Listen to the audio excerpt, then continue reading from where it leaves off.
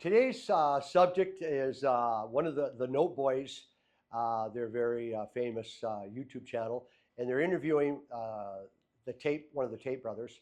And it's the Tates are very controversial, and there's some deep problems in their past and how they present themselves. I want you to watch the video. Please watch the whole thing because I did just a short version of what the Note Boys were talking to him about, and we'll get into that after you watch the video, and I'll have my opinion on it. Again, I don't agree with everything that goes on with those gentlemen, but the bottom line is they are a conversation piece that I like to talk about when it comes to men and women and our privacy and how we treat each other. So please watch it. That cheese, oh my God, the cheese is late. And they start crying because they missed the dinner. And I just sit there watching, getting more and more frustrated until I eventually turn it off. Food is not that interesting. I mean, music's great, but it's not that interesting. I've never really been that into these things. I kind of feel like I've had a higher threshold for entertainment. And that has been a blessing and a curse because you're difficult to please. But if you're difficult to please, you're going to try and achieve amazing things. If you're trying to achieve amazing things all the time, you're going to achieve amazing things. Yeah. If you can wake up and have a cheese sandwich and put on fucking a song from Spotify and be like, today's great, well, then you're never going to do what it takes to go out there and actually be successful. If you wake up and say, I don't care about the food, don't care about the music, don't care about the sports team, don't care about the TV, don't care about any of that. I want a Bugatti, I want a jet, I want to work.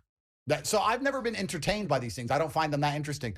I'm not against them, and I know what a good song is, but I've just got bigger fish to fry. Is that because you think it's like a waste of time? I've seen you say that before. Does your mind just never stop? If I had to be honest with you, I think my dopamine receptors are pretty fucked by now. I mean, I grew up completely poor, and then I had 87 professional fights, which of course is going to be a huge rush. That's why fighters get addicted to it, because once you retire from fighting, normal life is pretty bland and mundane. And then I had the whole webcam thing, and I had all these beautiful women work with me, and I was making money with that. And then that went bust, and it went broke again. Then I got filthy rich with Bugattis and private jets and hundreds of millions of dollars. Then I get thrown in a Romanian dungeon. Then I become the most famous man in the world. Then I'm stuck in Romania for 3 years in my house. Then I fly to Miami and land, and it's a hero, everyone's fanfare. Like, my dopamine receptors have been up, down, down, down. So someone goes, have you heard this song? I'm like, bro, who gives a fuck? Like, I've done too many bigger things. It's like a man who's been to war. And then he comes back and they're like, do you want to watch this movie? He's like, not really. Like, I'm used to getting shot at. I don't give a shit about this movie. It doesn't matter anymore. So at this moment in time, are you like happy?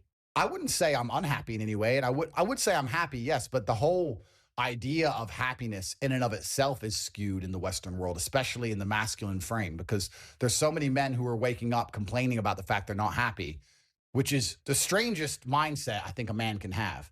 Because as a man, how happy you are has absolutely nothing to do with how you live your life and how you perform and what you need to do. How happy you are is a pointless measurement. So why do you even measure it at all?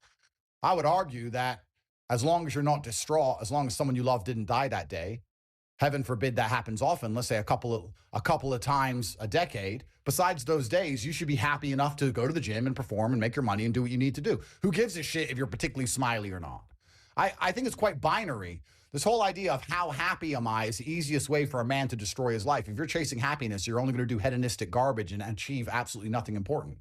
If you wake up and say, I don't care how happy I am, I want to be proud of myself, and I want to make other people proud of me, so I have to do all these things irregardless of how I feel, you're going to have a fantastic life. If you wake up and say, I want to be happy, you're going to chase silly hoes, drugs, and alcohol. But that's temporary happiness, right? Well, but how else can you get instant happiness unless it's temporary? To get long-term happiness is something that's only going to come from dedication and hard work, which requires short-term suffering. It's just delayed.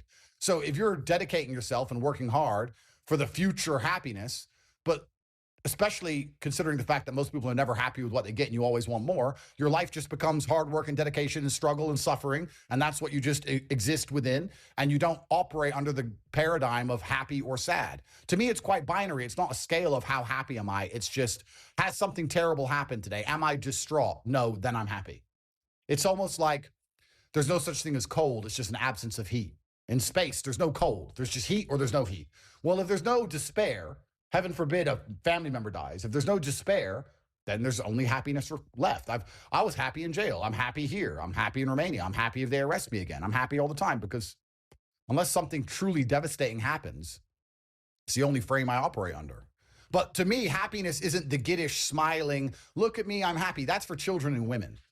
And as a man, truthfully, you get your contentment. I wouldn't even say happiness, but you achieve your contentment through making others happy.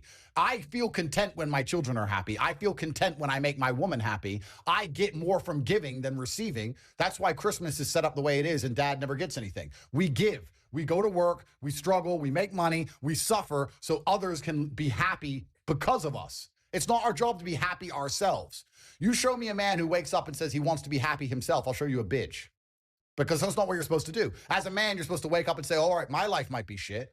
I'm going to suffer. I may be miserable, but every single person I love is going to be happy instead.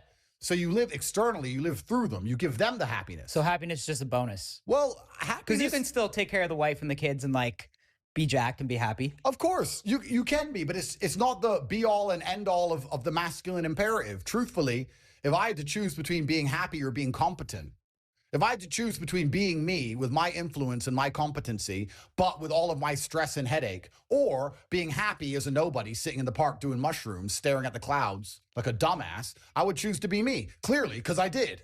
So I think as a man, unless you're competent and capable, no, but let's actually analyze this. Unless you're competent and capable as a man, you're not even prepared. You can't even love anything unless you're competent and capable as a man. That was funny. No.